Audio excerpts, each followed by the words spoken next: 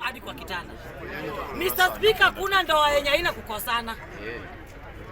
Hakuna ndoa yenye haina kukosana.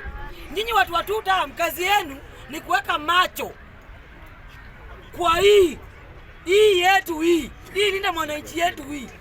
Tafadhali pangeni nyumba yenu, wachaneni na hii yetu. Na kama hutaki Sifuna, wewe kosa kumtaka, sisi tunamtaka. Mimi chenye najua ni kitu kimoja, Mjaluo, Muluya, Mukisi wanapiga kura kwa debe moja. Sisi tumekubali na tumesema kama ndugu yetu Sifuna amekubali na amekubali akajipiga kifua akaona ametosha kukua hapo mbele, tuko ready kumsupport.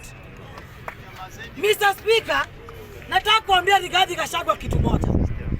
Rigathi Gachagua, nitarudia kukuambia, nilikuwa nakupenda sana.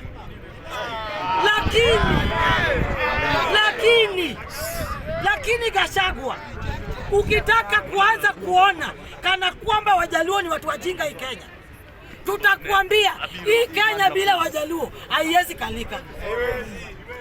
Hii Kenya wenye wanarani hii Kenya ni Wajaluo. Wasomi hii Kenya ni Wajaluo. Mainjinia hii Kenya ni Wajaluo. Lawyers hii Kenya ni Wajaluo. Number 1 clever watu werevu hii Kenya ni Wajaluo.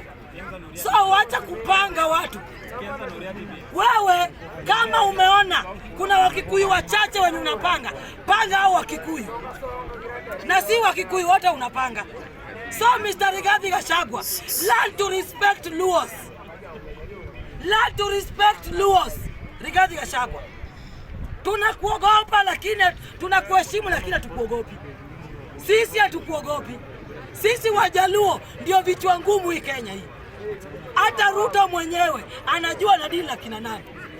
Ndio maana hata saa hizi Ruto akisikia ati Sifuna ndiye anaenda kukaa naye kwa president, anaogopa. Kwa sababu anajua kuna backup ya Wajaluo. So Mr. Rigathi Gachagua, wewe endelea kupanga Wakikuyu, sisi wachana sisi.